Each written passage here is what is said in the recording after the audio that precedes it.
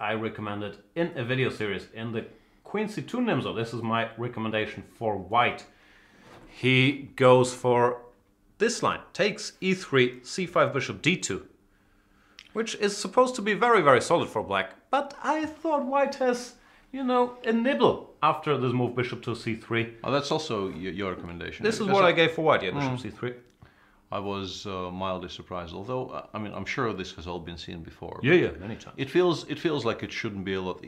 These are some lines where black goes queen e4, 95, yeah, something. Queen e4 is not the main move not here. Immediately, because g7 is hanging, but at some point. Yeah, normally you don't get that. Normally you get some queen c5, bishop d7, or you go for some plans with e5 and bishop to g4. But I, thought that white, you know, I like bishops. White has a little something to work with. Yeah. Even though, it's not supposed to be much, and I said that much in the series, but I'm very happy that Hikaru follows my old advice. Yeah, and in Aronian Kramnik, Vladi continues frustrating everybody by playing the Tarash against all comers. Later, against Sergey Karjakin, the most famous Russian chess player, according to Peter Svidler and his billboard sightings in St. Petersburg. This position still looks familiar, but as usual I can't remember my own repertoire. Knight e4, I believe I thought knight d5 was more precise because of this knight e5 thingy, and now you don't have any knight b4 options. He goes here. I've also seen this, bishop a5, and I was trying to figure out, of course, not successfully, what happens after rook d5. Bishop b4, I think. He just wants to lure the rook to d5, where it will get attacked later, and... Yeah, well, this is not much. This is sort of what white wants out of these lines. You have the two bishops. If you can get your pieces out, white will suffer. If you get f3, e4 in, this is just not a pleasant position at all, despite black not having any weaknesses and having seemingly a very solid structure. Because at some point white just starts expanding, and the two bishops are very, very strong here. And in particular, if after f3 the knight has to return to f6, it will be very, very restricted by the f3, e4 construction.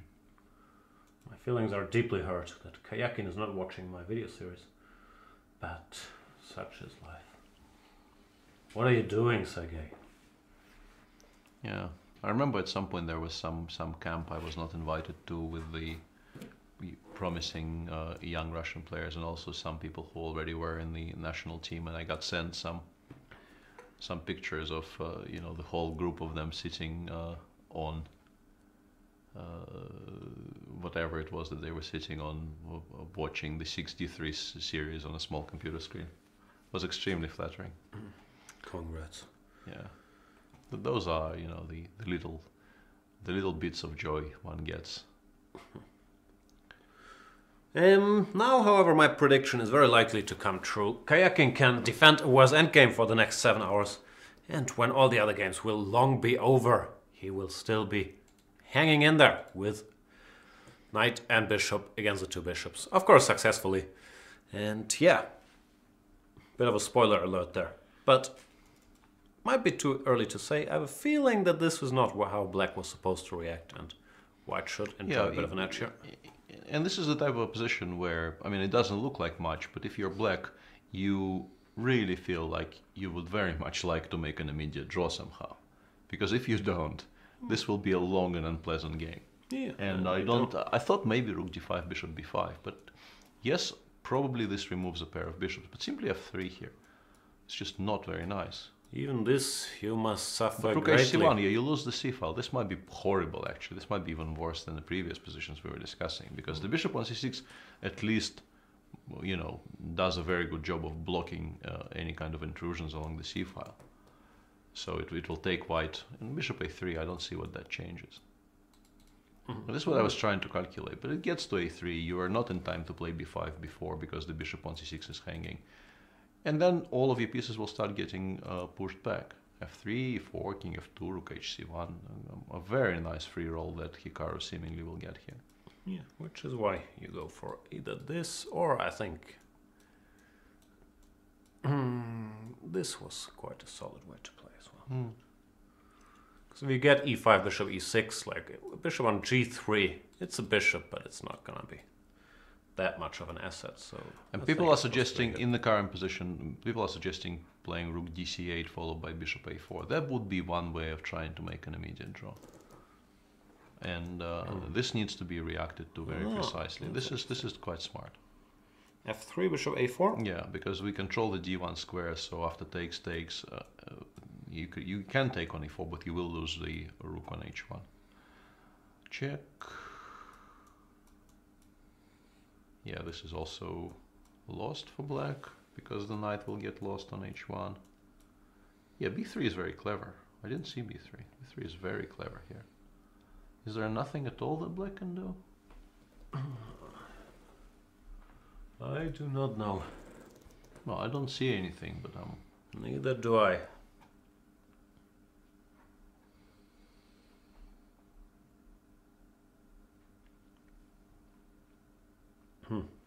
Looks nice for white, no? well, looks winning for white. Otherwise, it would be very good for black, but this just wins a piece seemingly. So, but whenever you win a full piece in an endgame, you do feel like you've been doing something right.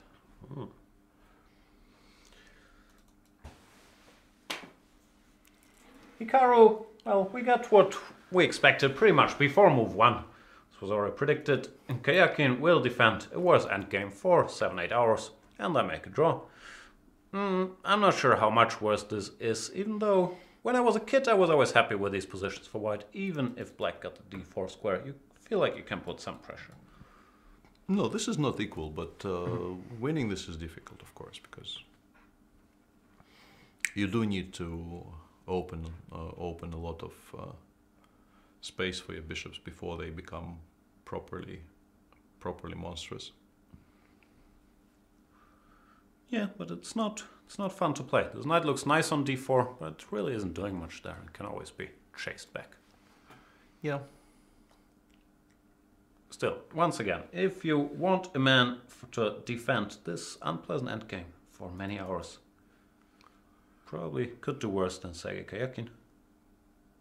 Yeah, nobody there, as you can see on your screen. They aren't. This is a position in which you can sort of tune out for a while because the plans are more or less obvious and decisive events are still some way off. But you know, white of course is pressing here. Maybe not a great deal, but white is pressing. By the way, Pramod is inquiring about the Dr. Levon topic. I've called Levon Dr. Levon for years, but I've recently learned that he is an actual doctor. He got an honorary doctor title from, I believe, a university in Armenia. So we can now officially call him Dr. Levon. Yeah, it was always very appropriate. And what else is happening? Hikaru Nakamura versus Sergey Karjakin. I think this setup was very, very sturdy from Sergey. I think he probably just holds this because white, the king can never get to the h5 pawn because of the wall black erected on the king side, which means that there's really no target. Like, it's very difficult to create a second target to play against. The bishop will just stay on f7 for the rest of the game, and there are really no entrance points on the queen side either. If you play f5 and you put a bishop on g7, black just plays king e7 and passes forever.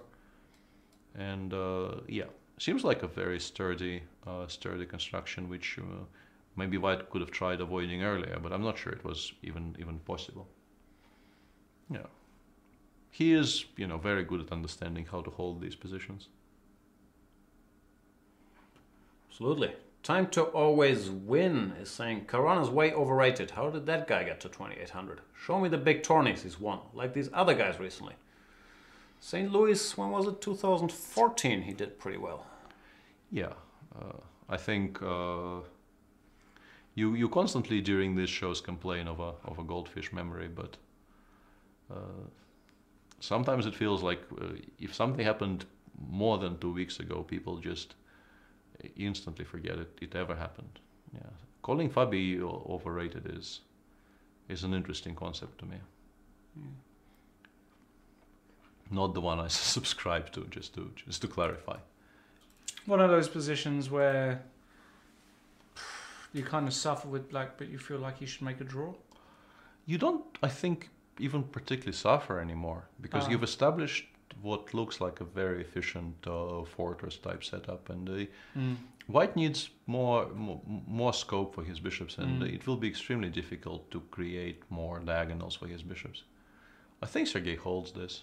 I mean, Hikaru will obviously continue trying. He has every right to. Everything. But yeah, that was sort of Jan's prediction from the get-go. He said Sergey will get some slightly worse endgame, will defend it for 7 hours, and it will be a draw. That was what Jan went with. And yeah, it doesn't really look like he will be proven wrong. And what's happening to our boy Magnus, Peter? He's just out of sorts. I am very mystified. Yeah, he seems to be, not playing particularly well, and also, I think he's getting increasingly frustrated. I think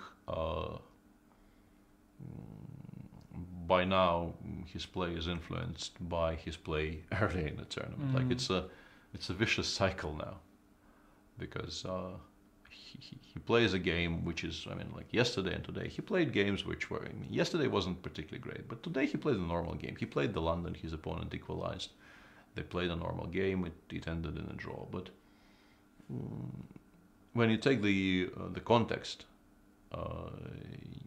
and he's still on -1 with 2/3 of the tournament gone. Yeah. And he's not going to win it.